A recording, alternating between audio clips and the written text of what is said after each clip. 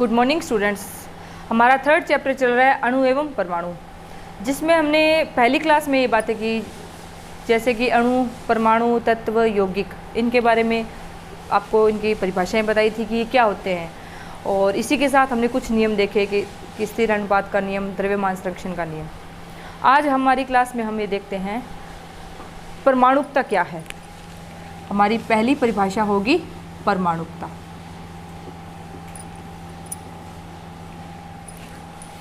किसी अणु का अणुसूत्र या संरचना में जितने परमाणु भाग लेते हैं वह उस अणु की परमाणुकता कहलाती है।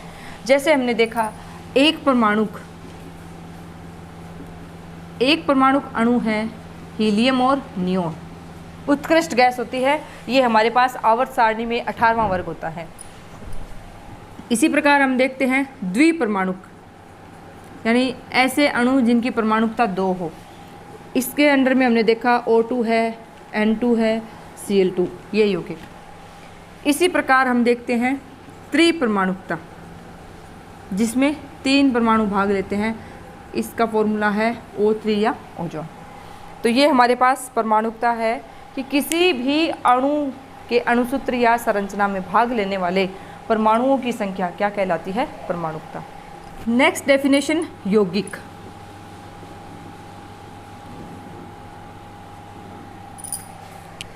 अलग अलग तत्वों के परमाणु एक निश्चित अनुपात में आपस में संयोग द्वारा, रासायनिक संयोग द्वारा किसका निर्माण करते हैं? यौगिक का।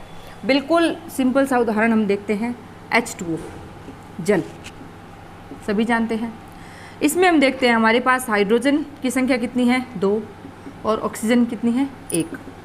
अगर हम देखें परमाणु भार की या परमाणु द्रव्यमान की बात करें, परमाणु द्रव्यमान, तो यहाँ हाइड्रोजन का है 1 और कितनी हाइड्रोजन है? 2, तो टोटल कितना हो गया? 2 परमाणु भार। इसी प्रकार 1 ऑक्सीजन है और ऑक्सीजन का कितना होता है? 16 परमाणु भार, तो यहाँ कितना है? 16। तो ये अनुपात कितना आया? 1:8। ये है परमाणु द्रव्यमान का अनुपात। अगर हम यौगिक के लिए हमें निकालना है, हम कह रहे हैं कि यौगिक में अलग अलग तत्वों के परमाणु एक निश्चित अनुपात में, और वो अनुपात बिल्कुल एक सरल अनुपात या निश्चित अनुपात में भाग लेते हैं, तो यौगिक का निर्माण होता है। अब यहाँ हम H2O में अगर सरल अनुपात देखें तो हमारे पास सरल अनुपात होता है 2:1। तो ये किस प्रकार निकालते हैं बच्चों कि हमारे पास 2 अनुपात आए हैं। एक तो है ये परमाणु द्रव्यमान दिया है हाइड्रोजन और ऑक्सीजन का, और ये दूसरा हमने क्या निकाला है यहाँ? द्रव्यमान का अनुपात। द्रव्यमान अनुपात कितना आया है? 1:8। अब अगर हमें सरल अनुपात देखना है हाइड्रोजन और ऑक्सीजन का, तो ये किसके बराबर होता है? द्रव्यमान अनुपात हाइड्रोजन का और परमाणु द्रव्यमान प्रकार निकालेंगे। सरल अनुपात के लिए हम क्या निकालेंगे कि हाइड्रोजन की बात कर रहे हैं तो हाइड्रोजन का द्रव्यमान अनुपात और हाइड्रोजन का परमाणु द्रव्यमान। ऑक्सीजन की बात करेंगे तो ऑक्सीजन का परमाणु द्रव्यमान अनुपात और ऑक्सीजन का ही परमाणु द्रव्यमान। तो यहाँ हमारे पास हाइड्रोजन की हम बात करें तो हाइड्रोजन के लिए हमारे पास द्रव्यमान अनुपात कितना है? 1, और परमाणु द्रव्यमान कितना होता है हाइड्रोजन का? 1, तो कितना आया? 1। ऑक्सीजन की बात करें, ऑक्सीजन में द्रव्यमान कितना? द्रव्यमान ऑक्सीजन का अनुपात कितना है हमारे पास? यहाँ ये है द्रव्यमान अनुपात 8, और ऑक्सीजन का द्रव्यमान होता कितना है? परमाणु द्रव्यमान 16, तो कितना आया? 1/2। अब ये हमारे पास 1 और 1/2, यानी हाइड्रोजन और ऑक्सीजन का अनुपात, सरल अनुपात कितना आ रहा है? 1/2। इसे सरल करना है तो यहाँ कितना आ जाएगा? 2:1। तो इसी प्रकार हाइड्रोजन और ऑक्सीजन का यौगिक के अणुसूत्र में सरल अनुपात क्या होता है? 2:1। अब नेक्स्ट हमें इस चैप्टर में रासायनिक यौगिक किस प्रकार बनते हैं, उनके सूत्र हम किस प्रकार लिखते हैं, ये पढ़ना है। अब रासायनिक यौगिकों तक पहुंचने के लिए बच्चों इसमें बहुत सी छोटी छोटी बातें हैं। आपको मैं एक एक बात बिल्कुल आपके लेवल के अनुसार बताने की कोशिश कर रही हूँ। हालांकि हमारे सिलेबस में कुछ बातें इस प्रकार दे दी गई हैं कि उनका डिटेल स्टडी हम 10वीं और 11वीं में देख पाएंगे, आपकी अब 9th क्लास है, बिल्कुल नए ये टॉपिक्स आ रहे हैं आपके पास, फिर भी मैं आपको बिल्कुल जिस लेवल से आपको समझ में आ सकता है समझाने का प्रयास कर रही हूँ। अगर कहीं भी हमें कोई प्रॉब्लम अगर आएगी तो हम इसे नेक्स्ट जब भी हमारी आमने सामने विद्यालय में मुलाकात होगी, हम उस दौरान इसे बिल्कुल ब्रीफली इसे स्टडी करेंगे। तो अब आप देखिए, हम बात करते हैं सबसे पहले यहाँ परमाणु की। परमाणु हमने बताया कि किसी भी तत्व या किसी भी पदार्थ का बिल्कुल अविभाज्य सूक्ष्म अविभाज्य कण क्या कहलाता है? परमाणु। परमाणु की संरचना हमारे नेक्स्ट चैप्टर में अलग अलग वैज्ञानिकों द्वारा अलग अलग दी गई है, लेकिन हमें परमाणु की एक संरचना के बारे में बिल्कुल एक सामान्य जानकारी होनी चाहिए। वो जानकारी इस प्रकार हम ले सकते हैं कि किसी भी परमाणु के मध्य में क्या पाया जाता है? नाभिक। मध्य में क्या पाया जाता है? यहाँ नाभिक। नाभिक में दो कण होते हैं, एक होता है न्यूट्रॉन और एक कण होता है प्रोटॉन। नाभिक के चारों ओर ये निश्चित ऊर्जा के स्तर या कोश पाए जाते हैं, जिन्हें हम क्या कहते हैं? ऊर्जा स्तर, और जिनके नाम होते हैं K, L, M, N, इस प्रकार स्तर। यानी इसका नाम क्या है? ये K ऊर्जा स्तर, L, M, N। किसी भी परमाणु की संरचना में मध्य भाग में पाया जाता है नाभिक। नाभिक में दो कण होते हैं, न्यूट्रॉन और प्रोटॉन, और इन ऊर्जा स्तर K, L, M, N इन सभी में क्या पाए जाते हैं? यहाँ इलेक्ट्रॉन्स। क्या पाए जाते हैं विद्यार्थियों? यहाँ इलेक्ट्रॉन्स। तो किसी भी परमाणु में मध्य भाग में नाभिक, न्यूक्लियन भी कहते हैं इसे, दो कण प्रोटॉन और न्यूट्रॉन, और बाहरी भाग में क्या पाए जाते हैं? इलेक्ट्रॉन। अब यहाँ हम देखते हैं ये जो K, L, M, N है, ये यहाँ किसी भी परमाणु में पाए जाने वाले ऊर्जा स्तर होते हैं, और इनमें उतने ही इलेक्ट्रॉन पाए जाते हैं जितने की परमाणु का परमाणु क्रमांक होता है। तो एक बात आप ये ध्यान रखो, किसी भी तत्व का परमाणु क्रमांक नंबर है, जो परमाणु क्रमांक का नंबर होता है, उस तत्व में उतने ही क्या पाए जाते हैं? इलेक्ट्रॉन संख्या। जैसे आपको मैंने 8वीं क्लास में याद करवाया था कि परमाणु क्रमांक 1 किसका है? हाइड्रोजन। परमाणु क्रमांक 2 है helium, 3 lithium, 4 beryllium, 5 boron, 6 carbon, 7 nitrogen, 8 oxygen, 9 fluorine, 10 neon. तो यहाँ हाइड्रोजन में इलेक्ट्रॉन संख्या कितनी हुई? 1, हीलियम में 2, लिथियम में 3, बेरिलियम में 4, 5। यानी किसी भी परमाणु में परमाणु क्रमांक के बराबर क्या पाई जाती है? इलेक्ट्रॉन संख्या। और वो भी किस कंडीशन में? जब तक ये परमाणु क्या हो? उदासीन। जब तक ये परमाणु क्या होते हैं? उदासीन। अब यहाँ उदासीन से आपका क्या मतलब है? तो हम इसे इस प्रकार देखते हैं। हम एक यहाँ डेफिनेशन देखेंगे। आयन। आयन होता है परमाणु या परमाणुओं का समूह। परमाणु या परमाणुओं का समूह जिन पर निश्चित आवेश होता है क्या कहलाते हैं? आयन, या इसी का एक और नाम होता है यहाँ मूलक। आयन या मूलक। और ये आवेश किस प्रकार आता है? इस आवेश को यहाँ हम कंसीडर कर सकते हैं इलेक्ट्रॉन संख्या के आधार पर, कि सभी परमाणुओं में क्या पाए जाते हैं? इलेक्ट्रॉन। और किसी भी उदासीन परमाणु में इलेक्ट्रॉन संख्या उतनी ही होती है जितना कि उसका परमाणु क्रमांक है। अब ये परमाणु क्या करते हैं?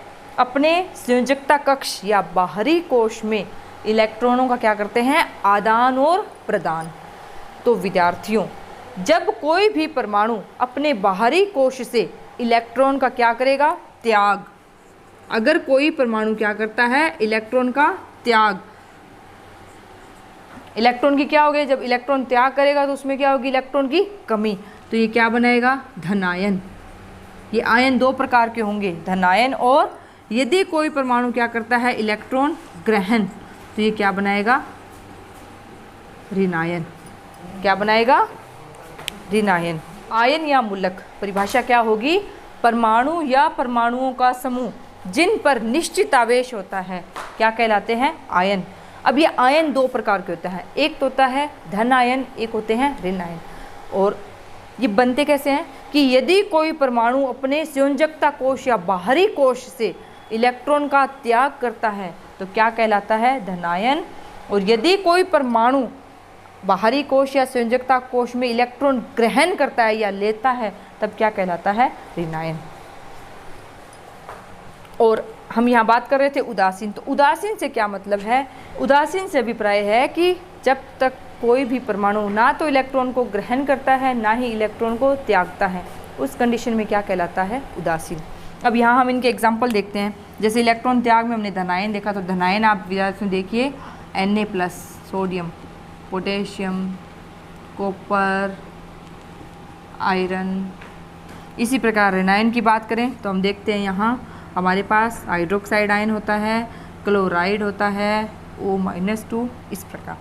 तो ये क्या होता है? परमाणु या परमाणुओं का समूह। आप देखिए ये तो क्या है, हमारे पास परमाणु है जिन पर निश्चित आवेश है। परमाणुओं का समूह देखना हो तो ये सल्फेट आयन है, ये हमारे पास कार्बोनेट आयन है और ये हमारे पास अमोनियम आयन है। इन सब पर क्या है? ये निश्चित आवेश, इसलिए ये क्या कहलाते हैं? आयन। और जब आप सभी प्रकार के आयन के बारे में जान लेंगे और आवेश याद कर लेंगे, उसके बाद ही हम किसी भी यौगिक का रासायनिक सूत्र आसानी से सीख सकते हैं। तो आपको एक छोटी सी टेबल बनाकर दे रही हूँ जिसमें जैसे मैं आपको बता रही हूँ आपको उसी तरह से यौगिकों को नोट करते हुए उनके आवेश याद करने हैं। जब आपको आवेश याद हो जाएंगे तो कुछ तो मैं आज आपको यहाँ नाम लिखना बताऊँगी कि रासायनिक सूत्र कैसे लिखेंगे, कुछ हम क्या करेंगे नेक्स्ट क्लास में इसे सीखेंगे। H+ hydrogen ion, sodium ion, potassium ion, Fe+2 ferrous, zinc, magnesium ion, cuprous, Cl-, Br-, O-2, S-2, OH-, SO4-2। इसी के आगे आपके पास स्पेस होगा तो कार्बोनेट। ये मैंने सभी आयन आपको नहीं बताए हैं, ऐसे कुछ आयन बताए हैं जो हमारे आगे नोटबुक में यहाँ आपको मिलेंगे और इनसे हमें क्या करना होगा? यौगिक बनाना है या रासायनिक सूत्र बनाना है। तो ये लिखने के लिए आपको इनके साथ साथ इनके नाम भी नोट कर लेना कि ये पहला कौन सा है? Chloride ion. ये है bromide, oxide, sulphide, hydroxide, sulphate, carbonate. यहाँ हम देखते हैं hydrogen ion, sodium ion, potassium ion, iron भी लिख देते हैं, इसे फेरस भी कह सकते हैं, फेरस या आयरन, जिंक आयन, मैग्नीशियम,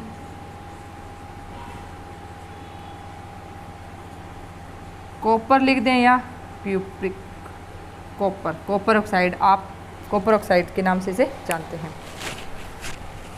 तो आपको 8वीं क्लास में 4th चैप्टर करवाया था, उसमें अभिक्रियाएँ थी, संयोजन अभिक्रिया, विस्थापन अभिक्रिया। उसमें हमने यौगिक देखे थे कि आपने वहाँ पढ़ा था ZnSO4, FeSO4, एक था CaOH. ये हमने यौगिक देखे थे और आपको मैंने उस समय कहा था कि हम नेक्स्ट क्लास में ये यौगिक किस प्रकार बनते हैं ये बात करेंगे। तो ये वो चैप्टर आ चुका है जिसमें अब हमें ये जो हमने 8वीं क्लास में ये यौगिक लिखे थे और इनसे अभिक्रियाएँ करवाई थी, तो आपको नहीं समझ आ रहा था ये कैसे लिख दिया। अब आपको पता लग जाएगा कि इन यौगिकों को हम किस प्रकार आसानी से बना सकते हैं, आप खुद ही बना सकते हैं। आप देखिए, हम 1-2 यौगिक आज यहाँ स्टार्ट करते हैं। आपको करना क्या है बच्चों, इस प्रकार ये कॉलम बना लेना, सारणी बना लेना, यहाँ बीच में थोड़ा स्पेस ज़्यादा रखना आप, फिर यहाँ बीच में एक लाइन ऐसे लगा लेना आप। सबसे पहला यौगिक हम ये देखते हैं, आपने यहाँ सुना है सोडियम क्लोराइड, तो हम इसे कैसे बनाएंगे? जब हमें धनायन और ऋणायन की पहचान होगी, सोडियम क्लोराइड, ये नाम देखते आपको पता लगना चाहिए कि यहाँ ये तो बात हो रही है सोडियम आयन की और ये हो रही है क्लोराइड आयन। इस प्रकार पहले आप यहाँ आवेशित आयन लिखेंगे, आप यहाँ सोडियम और क्लोराइड। यौगिक बनाते समय आपको क्या करना है कि धनायन है वहाँ तो ऋणायन का आवेश इसके पैरों में लगाना है और जो ऋणायन है वहाँ धनायन का। तो इस प्रकार क्रॉस आवेश एक दूसरे के साथ लगेंगे तो ये यौगिक क्या बनेगा? Sodium chloride. अब आप कहेंगे आपने तो यहाँ मैडम को साइन कोई आवेश लगाया ही नहीं। तो विद्यार्थियों यहाँ एक आवेश है, एक कभी भी हम लिखें या न लिखें वो वैल्यू या यौगिक क्या है, ये एक ही शो करता है। जैसे हम कोई और एग्जांपल देखते हैं, हम यहाँ बात करें जैसे जिंक ब्रोमाइड, जिंक आवेश कितना होगा? +2, ब्रोमाइड पर कितना होगा? -1। तो जब हम यहाँ यौगिक लिखेंगे इस प्रकार दोनों के आवेश एक दूसरे के साथ आदान प्रदान होंगे, तो जिंक के साथ यहाँ आवेश क्या आएगा? -1 है, तो यहाँ क्या आएगा? जिंक -1 है, अकेला ही आएगा। Br2, तो यहाँ क्या आ जाएगा? 2, तो ये क्या बन गया? Zinc bromide. तो आपको मैंने यहाँ क्या बताया कि इस प्रकार पहले आप धनायन और ऋणायन याद करेंगे, फिर जब हमें ऐसे कोई यौगिक बनाना होगा तो हम क्या करेंगे? पहले दोनों को आवेशित कंडीशन में लिखेंगे, उसके बाद दोनों के आवेश के चार्ज को प्लस और माइनस को तो हम छोड़ देंगे यहीं या भूल जाएंगे। हमें क्या करना है? जो धनायन के ऊपर आवेश है वो ऋणायन के पैरों में लगाना है और जो ऋणायन के ऊपर आवेश है वो धनायन के। इस प्रकार आप जब लिखेंगे तो ये क्या बनेगा? Zinc bromide. एक और यौगिक आप देखिए, जैसे हम बात करते हैं यहाँ मैग्नीशियम सल्फेट, मैग्नीशियम सल्फेट। तो आप याद करेंगे यहाँ मैग्नीशियम पर आवेश कितना है? +2 और सल्फेट पर भी कितना है? -2। सेम आवेश आ गया, दोनों का रेशो 1:1 है सेम। तो हम इसे क्या लिखेंगे? इस प्रकार दोनों के चार्ज MgSO4, ये बन गया मैग्नीशियम सल्फेट। अब आप कहेंगे हमें तो एक सोडियम सल्फेट बना के दिखाओ, तो आप बनाइए। आप यहाँ पहले यौगिक का नाम लिखिए, क्या बनाना है आपको? Sodium sulphate. तो आप यहाँ लिखेंगे Na+, सल्फेट क्या होगा? SO4-2। ये आवेश यहाँ इनके पैरों में जाएगा और ये इनके, तो कैसे बनेगा? Na2SO4। 1 था, 1 यहाँ आप इस प्रकार से 1 लगाएंगे तो भी यही मीन है, और अगर आप नहीं लगाएंगे तो भी इसका यही मतलब है, लेकिन हम इसे ऐसे नहीं, इस प्रकार ही लिखते हैं। क्या बन गया? Sodium sulphate. तो आपको क्या करना है बच्चों? इस प्रकार ये धनायन इधर नोट करना, बीच में या 2-2 3-3 लाइन का आपको स्पेस देना है। इस प्रकार भी इनको थोड़ा बीच में स्पेस देते हुए नोट करना। फिर इनके ये साथ में नाम लिखना, सोडियम, हाइड्रोजन, पोटेशियम, फेरस, ये आयरन, इस प्रकार। फिर यहाँ से ये यौगिक, अब आप अपने आप यहाँ से यौगिक बना सकते हैं कि यहाँ से हमने लिया सोडियम, यहाँ से ऑक्साइड, तो यहाँ लिखेंगे आप सोडियम ऑक्साइड, यहाँ फॉर्मूला बना के देखिए। फिर आप यहाँ लिखेंगे zinc oxide, zinc sulphide, zinc hydroxide. एक हाइड्रोक्साइड आप देखिए इस प्रकार बनाएंगे आप, जिंक हाइड्रोक्साइड,